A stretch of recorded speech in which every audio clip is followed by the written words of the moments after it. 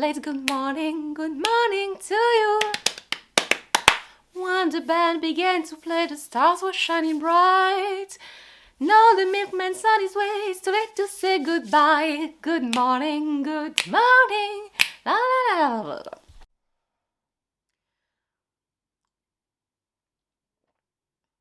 Tasse, rouge à lèvres, thé, on adore. De Dior. Hey, je vous retrouve aujourd'hui dans une nouvelle vidéo qui sera un nouveau book haul. Donc aujourd'hui je viens vous montrer les livres que j'ai achetés dans le courant du mois d'avril. Et comme je suis beaucoup en retard, je vais rajouter ceux du mois de mai. Ou alors je suis un peu trop tôt pour mai, on va être plutôt optimiste. Donc ouais, il reste une semaine pour le mois de mai et je pense sincèrement pas forcément acheter de livres, même si... c'est très possible que si. Oh, ça ne veut rien dire, mais c'est pas grave. Il y a beaucoup de livres dont je dois vous parler. Ah, c'est quand même une large sélection. Là, je suis bien consciente qu'on est vraiment sur du high level. Alors moi, je n'ai pas de complexe vis-à-vis de ma pile à lire. Je ne fais pas partie des gens qui sont atteints du stress de la pile à lire. Et encore heureux parce que, ben... on est à plus de 1000 quoi, enfin je veux dire on est à un stade quand même assez avancé de la maladie, donc moi je n'ai pas de stress, d'ailleurs je n'ai pas de pile à lire en soi, c'est parce que Livre Addict me dit un nombre, donc je sais, mais sinon en fait je vous avoue que je m'en fiche un peu, j'ai pas vraiment ce problème là. Et ma bibliothèque en fait est mélangée entre mes livres lus, mes livres à lire, et j'ai pas vraiment de pile à lire, enfin tout est mélangé quoi.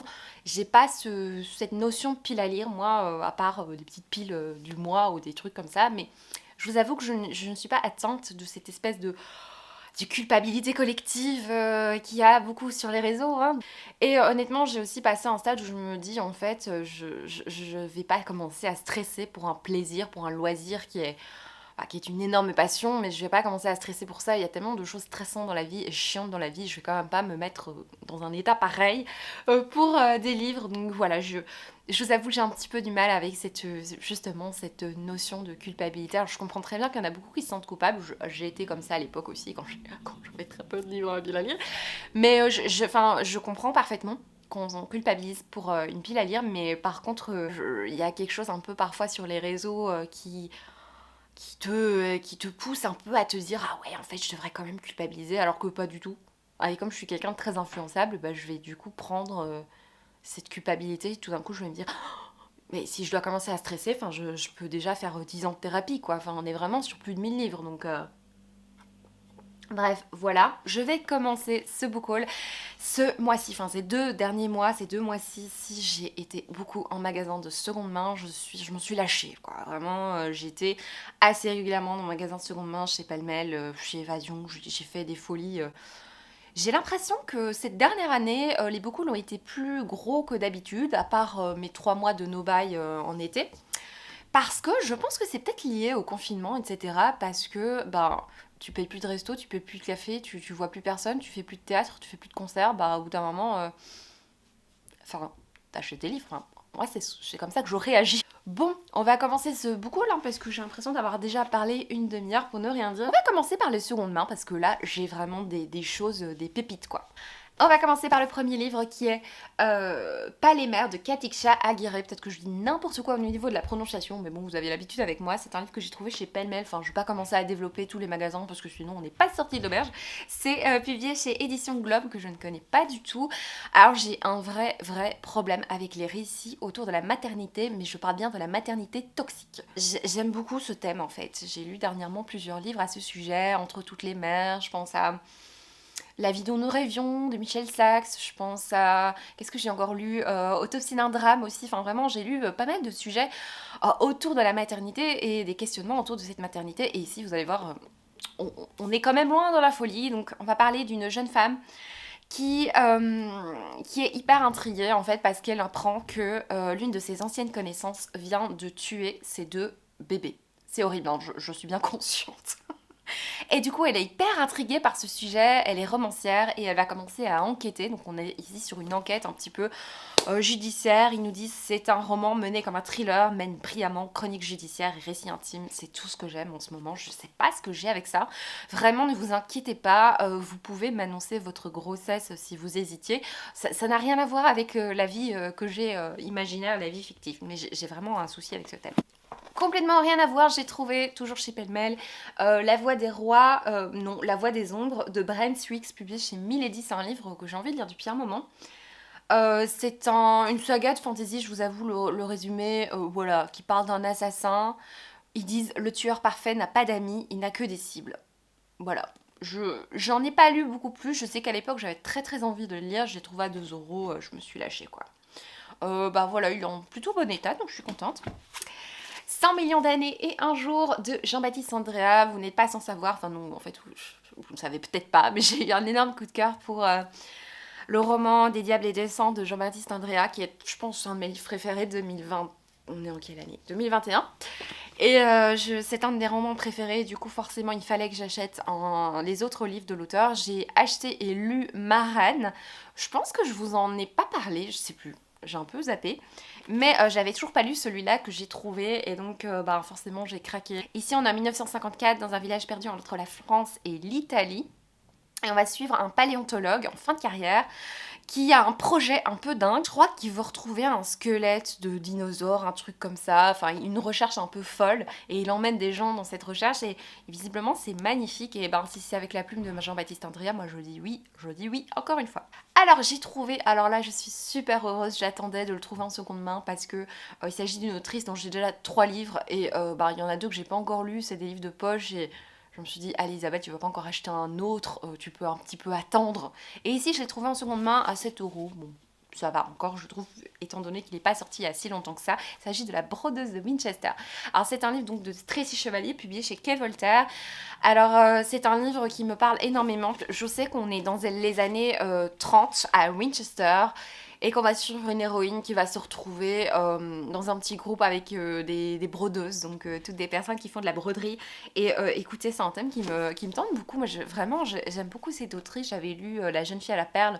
Ça s'appelait comme ça, ou La jeune fille au turban? Non, ça c'est le nom de la peinture que j'ai à la maison. Enfin, j'ai pas un original, je vous rassure, que j'ai à la maison, qui a une valeur très très sentimentale à mes yeux. Et du coup, grâce à cette peinture, j'ai découvert, ou je sais plus dans quel sens, enfin en tout cas, j'ai une passion pour Vermeer, et j'ai une passion pour Tracy Chevalier. Et du coup, j'ai plusieurs Tracy Chevalier qui m'attendent là dans la pile à lire, et je suis tellement heureuse de l'avoir trouvé là en seconde main, c'est trop chouette. Vraiment, les secondes mains, c'est la vie quoi. Alors, j'ai trouvé Copie non conforme de Alix Olin, c'est ça, chez Gallimard dans la collection du monde entier. Alors, c'est marrant, quand je connaissais pas encore cette maison d'édition, enfin cette collection, à chaque fois, il est marqué ici, il est marqué ici, il est marqué du monde entier. Et du coup, quand je cherchais un livre spécifique, je voyais, ah ben non, c'est encore ce livre-là du monde entier. Et du coup, je me dis, mais ils ont beaucoup de fois ce livre du monde entier. Je suis complètement débile, moi. En fait, le titre est là. Et c'est Copie non conforme. Donc on va suivre 2 demi-sœurs qui sont très différentes. Donc des relations vraiment entre sœurs. C'est un thème, une thématique qui me plaît beaucoup. Est-ce que ça filme? Oui, ça filme, c'est bon. La fille part depuis un quart d'heure. Se pose enfin la question si ça filme.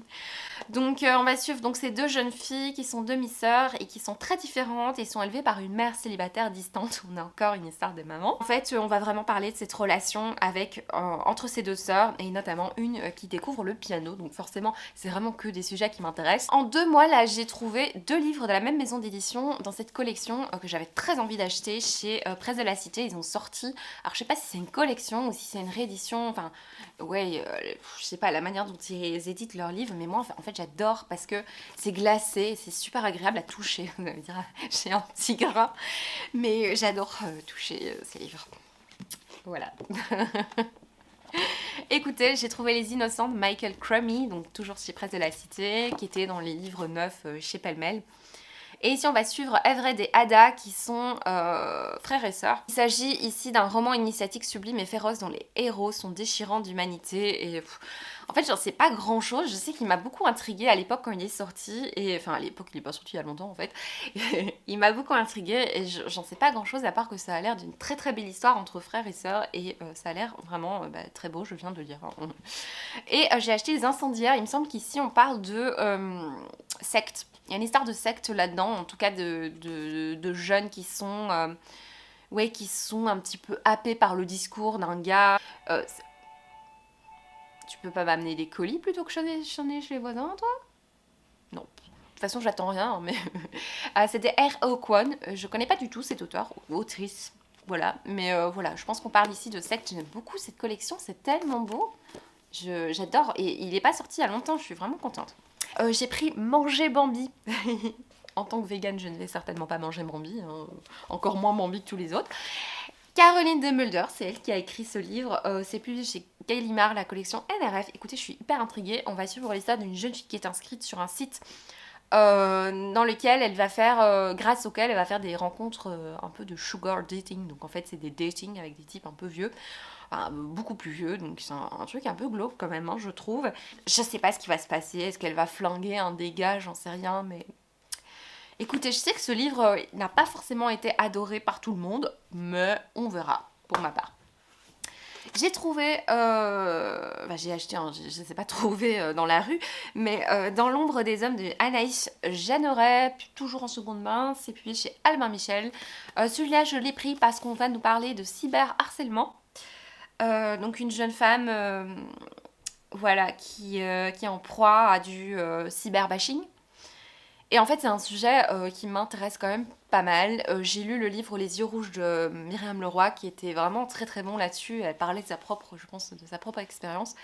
Et je suis un petit peu Myriam Leroy notamment, et elle parle régulièrement de ce sujet. Et d'ailleurs, elle a coécrit avec Florence Hénault en fait un documentaire sur le cyberharcèlement. Un documentaire que j'ai vu 2 fois de suite parce que je l'ai trouvé vraiment très très bon. C'est un documentaire glaçant qui était disponible sur RTBF Audio. Je sais pas si en tant que français, enfin si en France vous pouvez le trouver, mais en tout cas je vais essayer de pas oublier. Je le dis toujours, je vais mettre en barre d'infos, mais il faut que je me réécoute en train de dire ça pour le faire, sinon je vais pas le faire. Je vais essayer d'y penser, de mettre en barre d'informations ce documentaire. Et donc le sujet m'intéresse quand même pas mal. J'ai trouvé Le silence selon Manon de Benjamin Fogel. Alors lui, il avait déjà écrit La transparence selon Irina. On va parler également de harcèlement en ligne. Je fais une connexion entre ces 2 livres alors que c'était pas du tout prévu. On est dans le futur, j'ai l'impression, puisque on va parler de masculinistes qui se réunissent sur des forums et qui déversent leur haine sur les femmes. Ça donne super envie. Bah dis donc messieurs, vous n'avez que ça à faire. Bah écoutez, je suis assez intriguée. En fait, j'avais pas été voir plus loin le résumé et je vais pas le faire de nouveau aujourd'hui parce que ça a l'air assez sympa. Je connais pas du tout. C'est évidemment, encore une fois, Jérémy Fell qui en a parlé sur sa page Facebook. Alors, Nos corps défendus de Laure Heinisch. Celui-là, je vais le mettre dans ma pile à lire parce que du coup, j'ai un chariot de lecture dans lequel je mets des livres parmi lesquels je pioche assez régulièrement. Et je vais le mettre dedans parce qu'il me tente vraiment. Donc on va suivre en fait l'histoire, je pense, d'une avocate qui doit plaider dans une histoire d'assassinat et je pense de viol d'une jeune fille qui a été sauvagement violée puis assassinée dans la petite maison de campagne où elle habitait. Il y a un gars qui avoue qu'il l'a violée. Et en fait, on sait que l'autrice travaille dans le milieu judiciaire, donc elle connaît un petit peu ce milieu, et elle connaît très bien même ce milieu, et du coup, j'imagine que ça va être très juste. Il me tente vraiment beaucoup. J'ai trouvé Lolita de Nabokov dans cette chouette édition. J'en ai plusieurs des livres dans cette chouette édition. Et en fait, moi j'ai déjà Nabokov dans la version classique, là, avec la fille sur la couverture. C'est folio, je pense. Mais parfois j'aime bien prendre des livres dans cette collection pour la rajouter à ma belle collection que je mettrai un jour dans une belle bibliothèque quand j'aurai un plus grand chez moi. Mais voilà, je sais pas si quand je lirai Lolita, parce que je l'ai déjà lu quand j'étais plus jeune pour de très mauvaises raisons. J'étais beaucoup trop jeune pour lire Lolita et je l'ai déjà lu, mais je le relirai un jour, mais peut-être pas dans cette édition-là. Je crois que c'est plus une édition de collection. Enfin, je l'ai acheté à 2 euros. Hein. On va pas s'affoler. Voilà, c'est plus une question de collection ici. J'ai trouvé, alors là je suis super contente, mais en même temps je me rends compte c'est des livres, je me dis je les aurais peut-être pas achetés en neuf. Et du coup de les voir en seconde main, j'ai un petit peu envie de voir ce que ça donne, et en fait peut-être que je vais plus facilement les acheter en seconde main, alors qu'en neuf je les aurais peut-être pas achetés. Je ne sais pas. Il s'agit de La Comète de Claire Holroyd. Et le jour où j'ai vu ce livre en librairie, Sève venait d'en parler en disant qu'elle passait un super moment. Donc ici on est sur du post-apo. On est chez Gallmeister, à la maison d'édition. Et ils disent que c'est un page-turner qui va remettre en scène...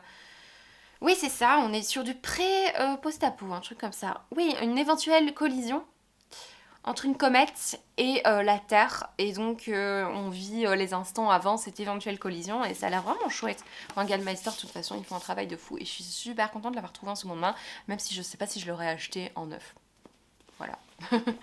Et alors là, je suis tellement heureuse. Il s'agit d'un livre de l'autrice Michelle Sachs. Michelle Sachs, c'est elle qui a écrit La vie dont nous rêvions, que j'avais lu l'année dernière, que j'avais quand même assez bien aimé, qui parle aussi d'histoires de maternité. Et j'ai vu qu'elle avait sorti un nouveau livre et en neuf, j'avais pas trouvé. Et puis là, je le trouve en seconde main, c'est beaucoup trop chouette. Donc, il s'agit de l'histoire Là où vont les belles choses, publiée chez Belfond. Et ici, on va suivre l'histoire de Dolly qui va partir avec son papa, une histoire de road trip. Et en fait, ils vont changer d'hôtel tous les soirs. Donc, visiblement, son père fouille quelque chose, mais elle voit ça sous un œil un peu ravi. Elle se rend compte qu'en fait, ouais, elle est en train de fuir quelque chose, mais c'est pas quoi. Écoutez, il me tente beaucoup, je suis hyper tentée, je crois. Je vais le mettre dans la liste aussi, dans la petite pile à lire là. Trop chouette. Ensuite, on va passer à tout ce qui fait un peu mal hein, dans ce book haul. On va passer déjà à ma crise monomaniaque. Je vous en ai déjà parlé en vlog, mais je ne sais pas ce qui m'est arrivé au mois d'avril et au mois de mai. J'ai eu envie d'acheter des livres autour d'Auschwitz. Voilà, je ne sais pas pourquoi. Et je dirais même plus, j'ai acheté un documentaire Arte, je crois, en DVD. J'achète encore des DVD. Et j'ai acheté ce DVD, je vous en parle en vlog à un moment, je pense. Donc en avril, je pense que j'avais acheté Le Tatoueur d'Auschwitz. En mai, j'ai trouvé La bibliothécaire d'Auschwitz. Voilà. Et Le magicien d'Auschwitz de Hergé. Est-ce que ça sert vraiment à quelque chose que je continue à parler? J'y arrive plus, vraiment. J'ai parlé et chanté toute la journée. Aujourd'hui, je peux plus, là. Allez, fais un effort, Isabelle. C'est Le magicien d'Auschwitz, donc de cet auteur. Voilà. Ce médicament. Non, cet auteur. C'est publié chez Hervé Chopin.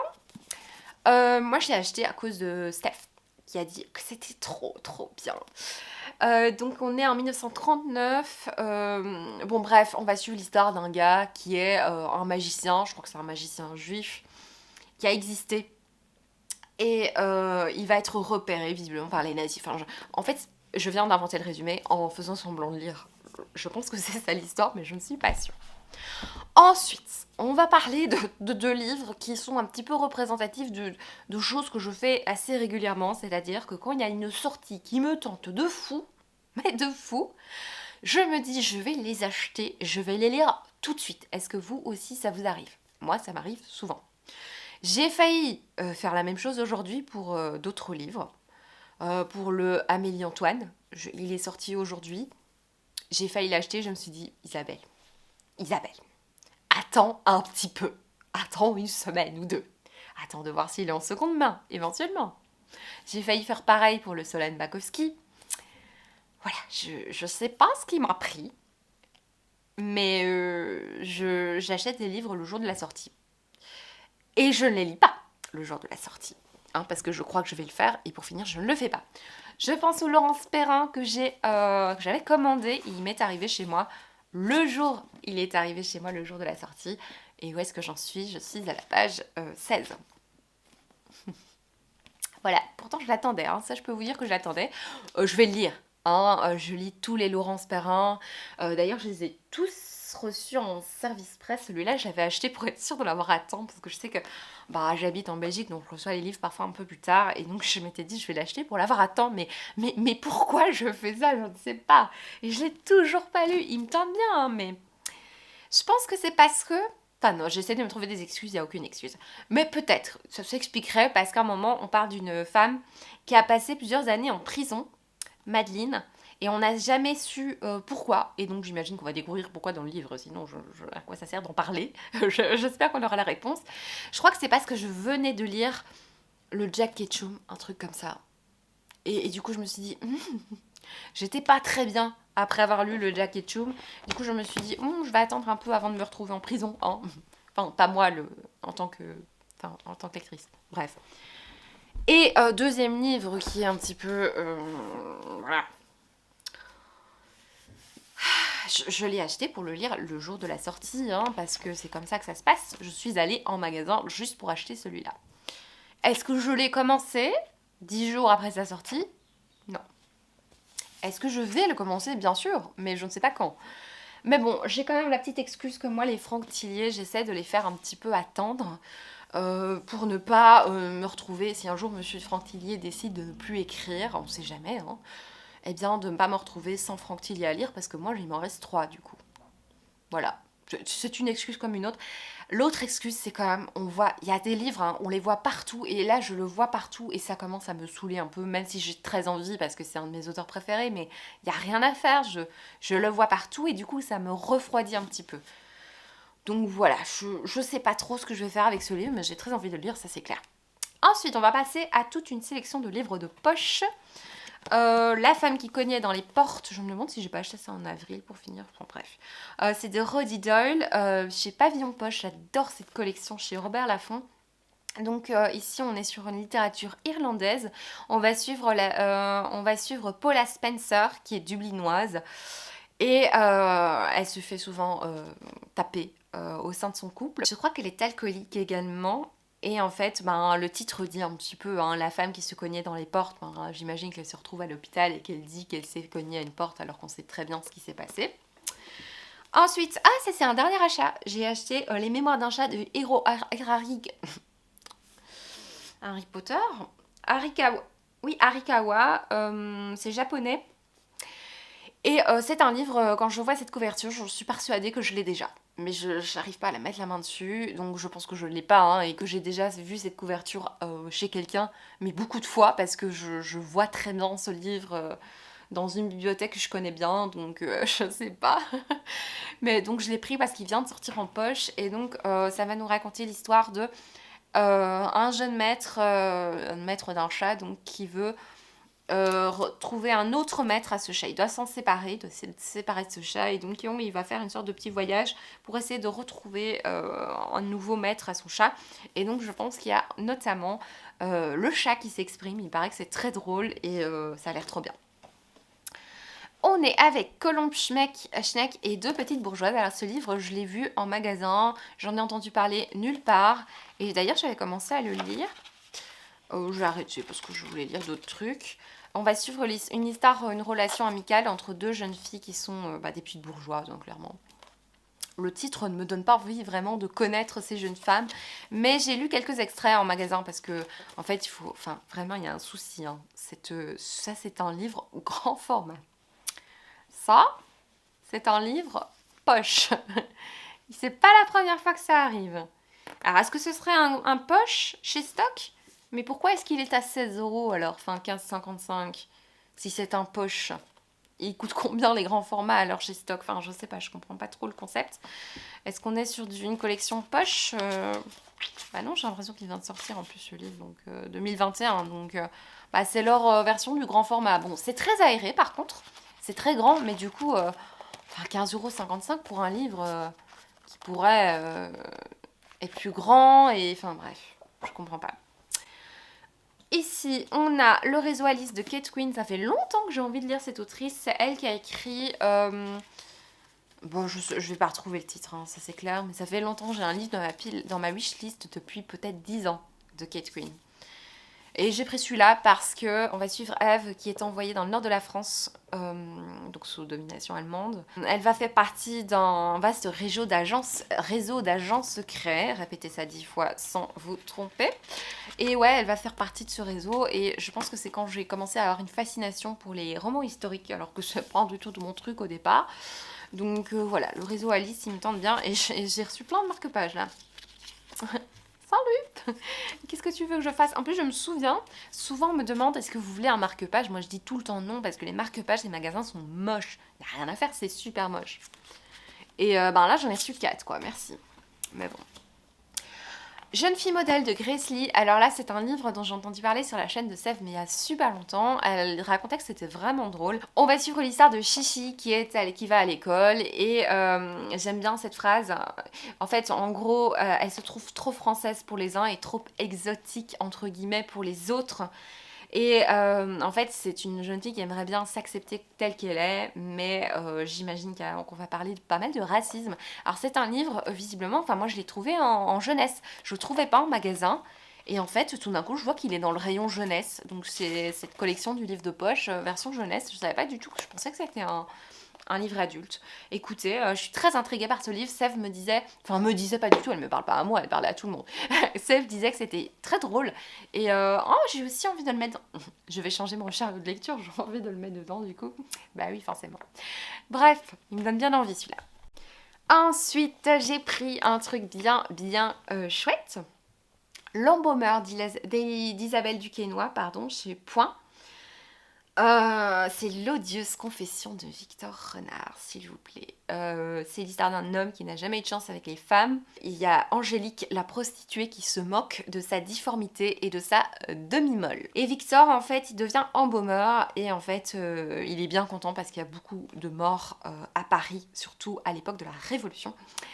Et ben écoutez, ça a l'air super, c'est de nouveau un peu historique. Et moi je l'ai acheté parce que j'ai très envie de découvrir la Paqueline que j'ai vue plein de fois en seconde main, je sais pas de mal. Voilà, je l'ai vu dans plusieurs exemplaires, mais il faut avoir lu celui-là visiblement pour apprécier et pas être spoilé surtout. Ah oui, oula, je tombe sur un livre, j'ai un peu honte. Enfin honte. Non, j'ai pas honte, mais je vois ce livre, je me dis mais pourquoi est-ce que j'ai acheté ça? Il faut savoir que j'ai lu donc Une fille comme les autres de Jack Ketchum, je vous en ai parlé quand même en long et en large, en vlog et en point lecture. J'ai été traumatisée par ce livre parce que je l'ai trouvé horrible. Je me suis posé à plusieurs fois la question, mais pourquoi est-ce qu'on nous raconte toutes ces choses horribles, hein, qui s'est basé sur un fait d'hier hyper trash. Et après, j'ai passé quand même plusieurs jours à regarder des émissions sur des true crimes, donc vraiment des crimes qui ont eu lieu, des analyses sur des psychopathes. Enfin, vraiment, j'ai eu une passion psychopathe juste après, alors que j'avais été traumatisée par un livre. Et qu'est-ce que j'ai fait?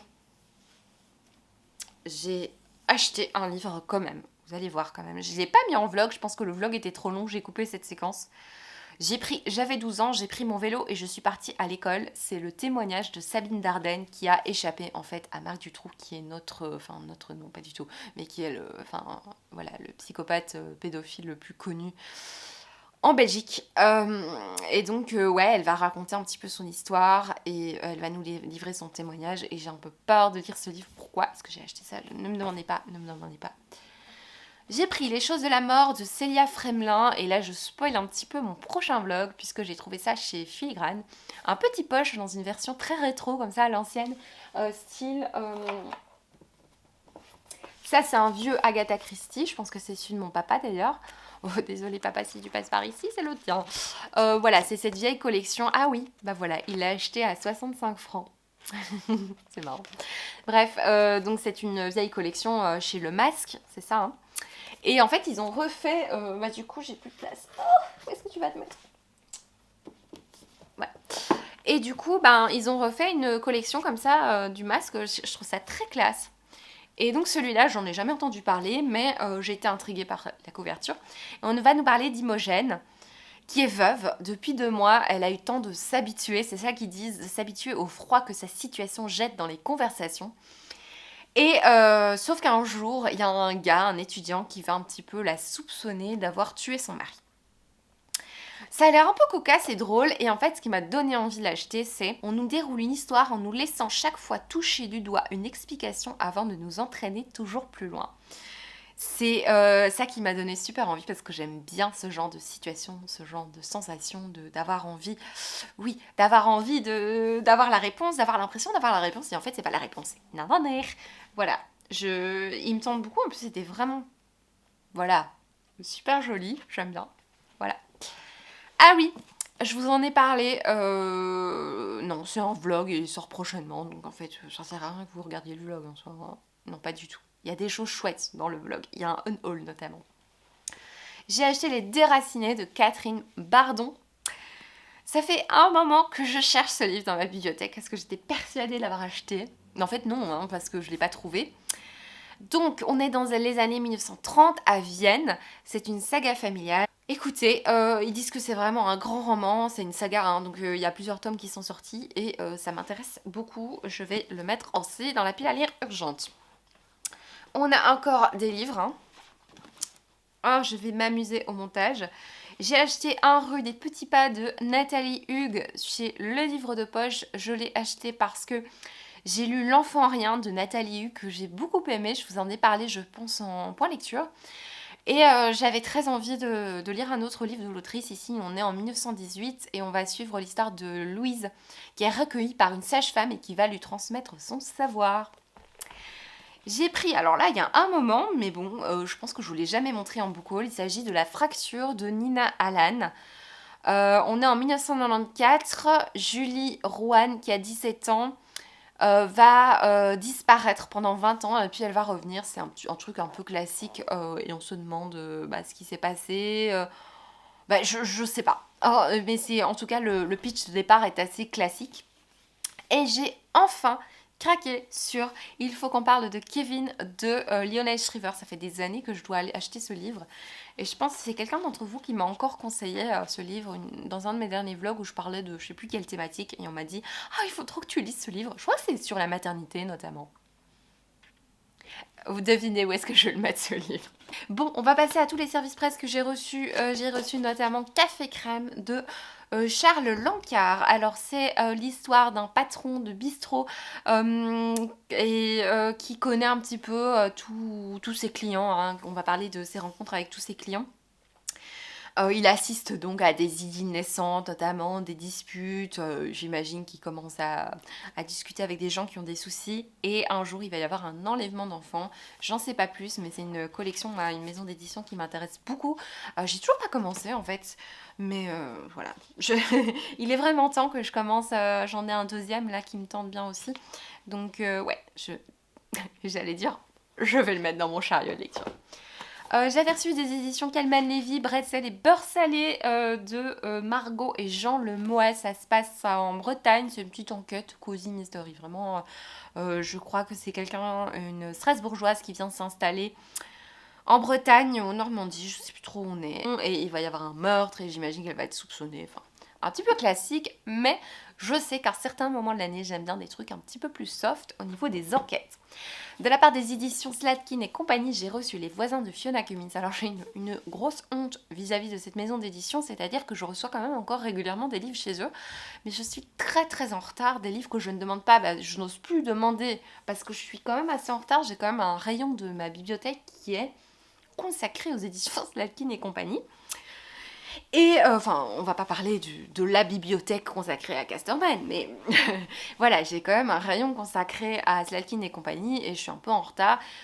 Et ça n'a rien à voir, mais en fait j'ai lu celui-là, je l'ai terminé, je vous en parlerai du coup dans le vlog qui sortira prochainement.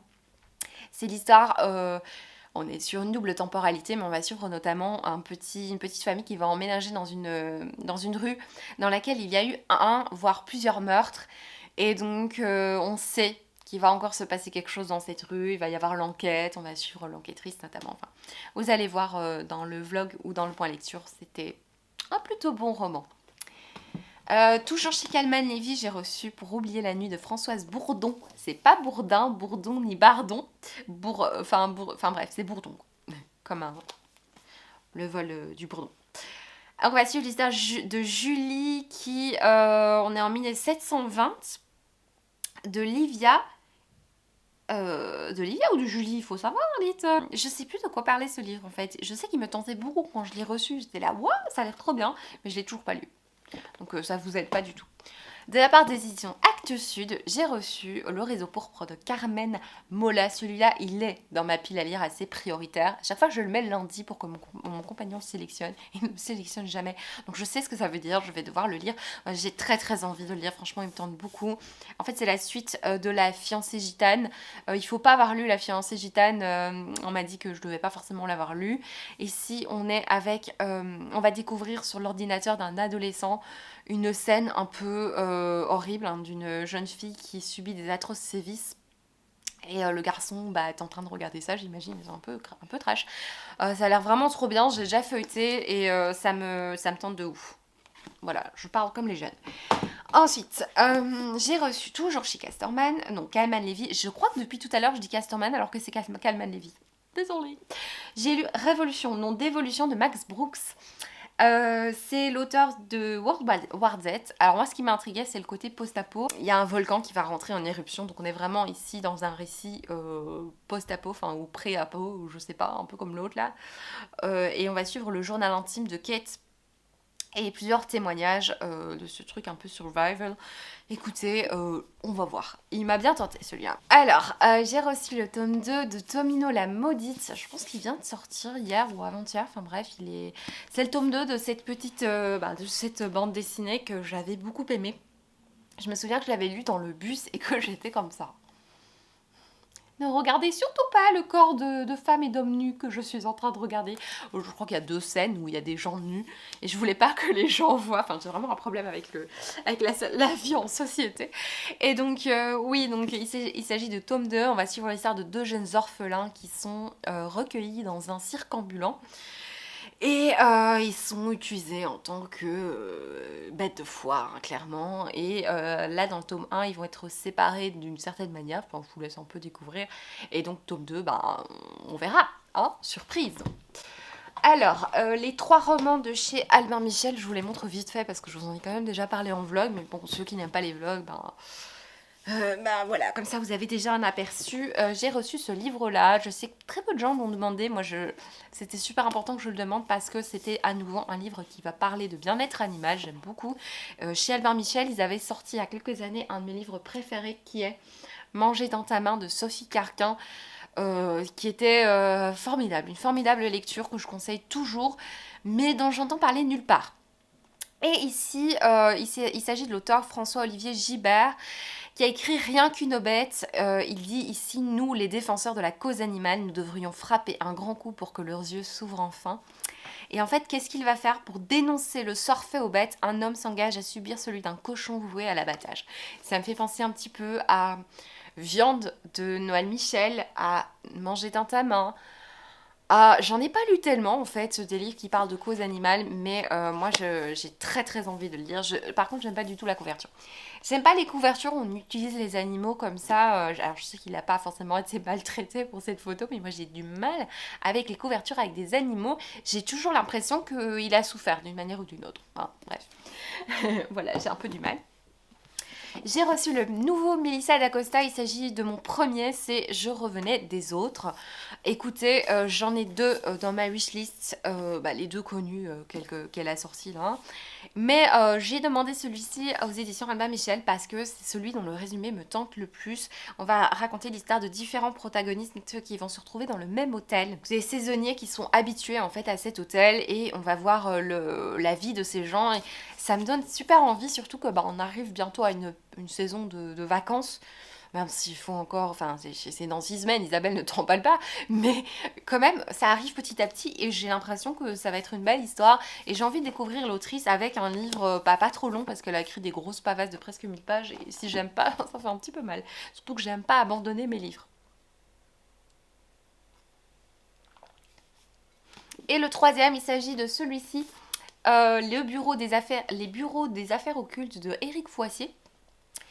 Alors ici, on est en 1830, dans un Paris sous le choc des révolutions de juillet. Le gouvernement Louis-Philippe tente de juguler une opposition divisée mais virulente. On va suivre Valentin, qui est un jeune inspecteur et qui est muté dans une brigade et il va élucider une série de morts étranges susceptibles de déstabiliser le régime.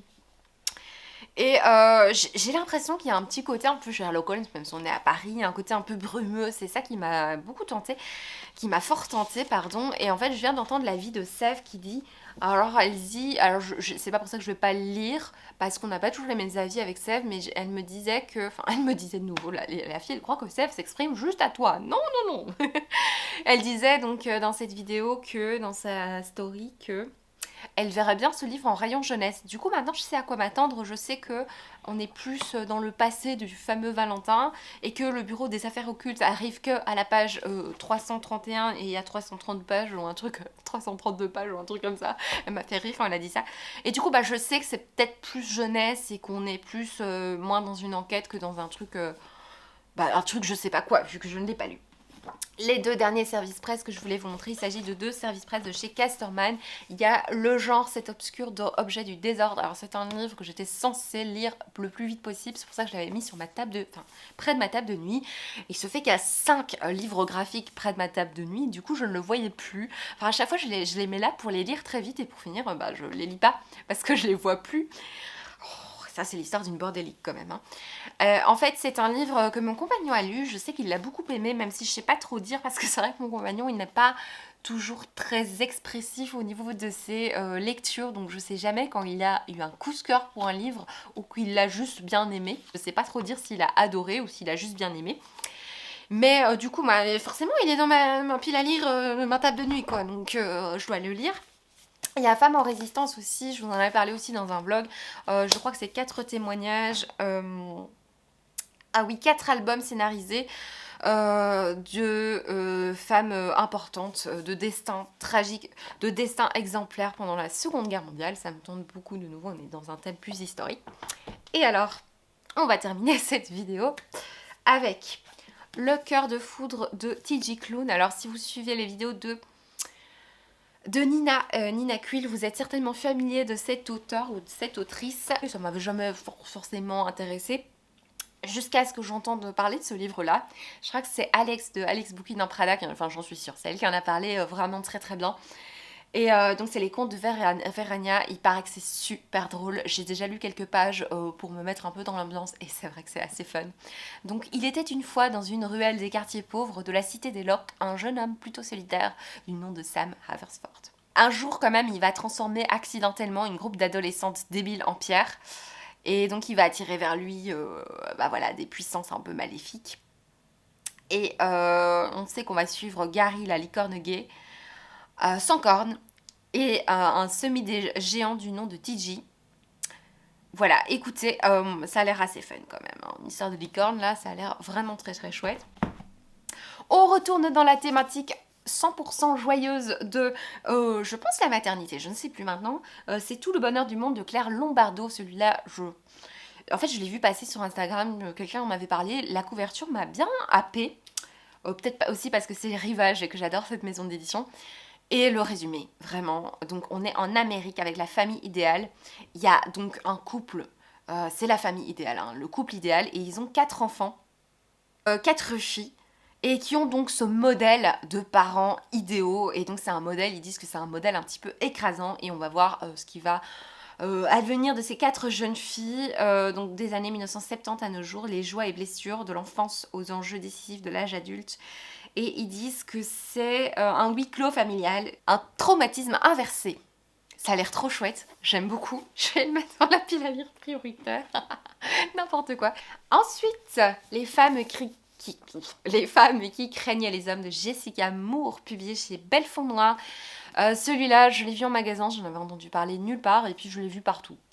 Oh, ça c'est insupportable quand ça arrive. Enfin, c'est normal, il faut parler de livres, mais c'est parce que je suis plein de gens sur les réseaux, donc forcément on finit par voir les livres qu'on achète, mais j'en avais entendu parler nulle part. Je le prends, je l'avais acheté parce que j'avais lu des extraits, je trouvais ça trop chouette, puis je le vois partout maintenant, j'en ai marre.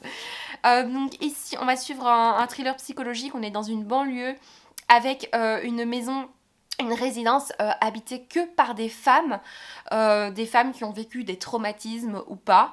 Et un jour, il y a le corps d'une de ces jeunes femmes qui va être retrouvée et elles vont devoir être confrontées à un inspecteur de police et à une enquête. Hein. Et ça a l'air vraiment chouette. Et la dernière phrase, c'est « Que vaut la vie d'une femme ?» Non mais qu'est-ce que c'est que cette phrase?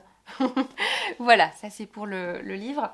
Fille du vent de Mathilde Faure. Alors il s'agit d'un livre dont j'ai entendu parler chez Marie Vareille. D'ailleurs Marie Vareille c'est également l'histoire des bulles de savon. J'ai failli l'acheter en magasin le jour de la sortie, hein, hier donc. Et je me suis dit Isabelle, fais un petit effort. Tu n'as toujours pas lu Franck Tillier, tu n'as toujours pas lu Laurence Perrin.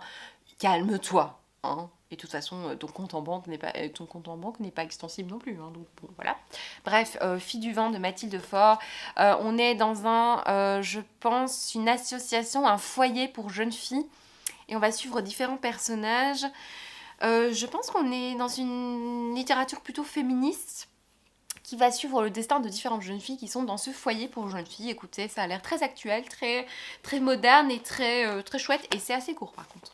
Et c'est chez Charleston. Ensuite, ah oui, celui-là, je le cherchais. Je pense que j'ai trouvé en seconde main pour finir, je ne sais plus. Je sais pas ce qu'il fait dans cette pile-là, mais Nos Espérances, je l'ai cherché ce livre. C'est de Hannah Hope. On va suivre 3 jeunes femmes qui sont inséparables. Elles vont vivre ensemble, partager des points de vue sur l'art, vraiment une relation entre ces jeunes femmes. Et les années passent et on va voir l'évolution de leur relation. Différentes facettes de l'amitié au fil du temps, ça a l'air vraiment génial. Il n'y a rien à faire. Quand j'ai vu ce livre pour la première fois, je me suis dit, ça a l'air vraiment génial. Et je pense qu'on va parler aussi de différents rapports à la maternité, il me semble. Et je vais le mettre dans mon chariot de lecture. J'ai trouvé La Maison sans miroir de Tove Alsterdal. À tes souhaits, c'est suédois. Ah, j'aime bien lire des livres, pas que des livres français et anglais. J'aime bien. Ici, on va suivre 2 personnages qui vont habiter qui vont déménager dans une nouvelle maison. Ils vont découvrir dans une cave un corps momifié d'un enfant. Écoutez, quoi de plus joyeux quand on déménage? Donc la prochaine fois que je déménage, je vérifierai quand même la cave. Hein. Voilà, écoutez, j'en sais pas plus à part cette histoire de cave. Et Manon, je pense qu'elle l'a beaucoup aimé. Elle disait qu'on parlait d'un pan de l'histoire en fait dont on ne parle pas beaucoup. J'ai pris Kérosène de Adeline Dieudonné. Il fallait que je le prenne, même si j'ai entendu des avis assez négatifs en fait dessus. Mais il y a rien à faire. Je l'ai feuilleté en magasin du coup pour être sûre. J'avais entendu des avis négatifs. Mais surtout, il n'y a rien à faire. Moi, la vraie vie, j'ai vraiment adoré. Je pense qu'il faisait partie de mes livres préférés 2018 ou 2019 quand il est sorti là. Parce que j'avais adoré. Surtout qu'Adeline Dieudonné, c'est une compatriote donc qui passe souvent à la radio et j'aime bien cette jeune femme. Je trouve qu'elle a une manière de s'exprimer vraiment très agréable. Et du coup, sa plume, je trouve qu'elle est encore plus passionnante à l'écrit en fait. Et du coup, ça me donne envie. Je pense que c'est un roman plutôt choral où on va suivre plein de personnages qui n'ont pas trop de rapport les uns avec les autres. Par contre, je sais plus qui disait, est-ce que c'est Alex qui disait ça sur Livre Addict, que c'était hyper glauque et que parfois elle se demandait si c'était pas glauque pour du glauque. Ou alors c'était pas Alex ou quelqu'un, je sais plus qui en avait parlé en ces termes. Mais moi, il me tente, enfin, vous savez où je vais le mettre. En fait, mon chariot de lecture va être transformé ce soir, je pense. Oh oui, ce livre-là, trop bien. Je suis tellement heureuse de l'avoir trouvé, celui-là. C'est Petite de Édouard Carré, publié chez Le Cherche Midi. Alors celui-là, j'en avais entendu parler nulle part de nouveau. Ça recommence, la malédiction. Et je regarde régulièrement en fait les sorties qui vont, les livres qui vont sortir dans les semaines et les mois prochains. Et j'avais vu juste le mot petite avec une petite jeune fille ici, avec un petit costume d'époque et ça m'avait hyper intriguée. J'avais vu le résumé, je me suis dit oh c'est trop génial. Je l'ai acheté. Il s'agit donc de l'histoire de Marie Grossholz, qui est née à Strasbourg en 1761 et en fait c'est la future Madame Tussaud. Et entre-temps, j'en ai entendu vraiment parler en bien. Je pense qu'il y a Estelle de Petite Lectrice qui l'a lu. Et il y a Flo de Flo Books, je lui fais confiance absolue parce que c'est grâce à elle que j'ai découvert Des Diables et des Saints, mon gros coup de cœur. Donc forcément, je lui fais une confiance absolue. Mais oh, j'ai tellement hâte, il est tellement... Ouf, j'ai trop hâte. Il y a des livres, j'ai plus hâte que d'autres. Hein, alors, on arrive doucement au bout parce qu'il faut un jour que cette vidéo s'achève, sinon je ne vais pas dormir de la nuit. L'Enragé de Jennifer Taylor. En fait, c'est un livre dont j'ai entendu parler sur la chaîne de Manon, elle en a très bien parlé. Je me souviens, j'avais commencé pendant mes vacances, je suis au tout début, et je n'ai pas continué, je ne sais pas pourquoi. On est avec une histoire de... C'est un roman de fantasy, hein, donc... moi, les romans de fantasy, rien à faire, j'ai la flemme de lire les résumés. Donc je me fie plutôt aux avis des gens plutôt qu'aux résumés, j'en suis navrée. Un royaume qui attire toutes les convoitises, un roi est sur le point de mourir et il veut trouver des héritiers. On va s'arrêter là, voilà. J'avais commencé et j'aimais bien, mais bon, j'ai lu 5 pages, hein, donc voilà. J'ai pris, oui c'est vrai, King of Scars de Leigh Bardugo. Alors moi j'ai lu le tome 1 de Grisha. Je vais d'ailleurs me débarrasser de ce tome 1 parce que je vais plus le lire et j'ai pas envie de lire la suite. J'ai passé un bon moment de lecture, mais pour moi c'est pas exceptionnel. Je trouve que l'univers n'est pas du tout développé, je trouve que ça manque sérieusement d'approfondissement, c'est assez pauvre je trouve au niveau du développement de l'univers. Et heureusement que j'avais vu la série pour avoir un aspect hyper visuel, parce qu'en soi l'univers est intéressant, l'histoire est intéressante, mais la manière dont c'est fait, je trouve ce tome 1 c'est un petit peu pauvre au niveau de l'univers, et on passe sur les relations humaines, bon pourquoi pas, les relations d'amour là entre les jeunes, mais pourquoi pas, mais c'est pas l'histoire la plus riche et j'ai déjà lu des livres en enfin pas new adult mais en young adult bien plus développés au niveau de l'univers, notamment Sorcery of Thorns notamment. Et ici, je me suis dit, mais écoute, j'aime bien l'univers, je me parle à moi-même, hein, ça arrive, écoutez, ça arrive. Je me suis dit, j'aime bien l'univers, la série était pas trop mal, ça me donnait envie de découvrir plus sur l'univers, et je me doute de qui on va parler dans ce livre, parce qu'on mentionne en une phrase, on dit, oui, tel personnage qui a disparu. Ok, on va en reparler, ce beau personnage qui a disparu. Et j'imagine que c'est là-dedans qu'on va le retrouver. Il me tente bien celui-là parce qu'il est beau déjà. Bon, c'est une bonne raison d'acheter un livre. Ensuite, oh, c'est encore Alex, ma petite Alex de Booking en Prada, Alex Booking en Prada qui a parlé de ce livre, mais alors là, j'ai vraiment envie de lire ce livre grâce à son avis. Félicratie, ça me fait bien rire ce résumé.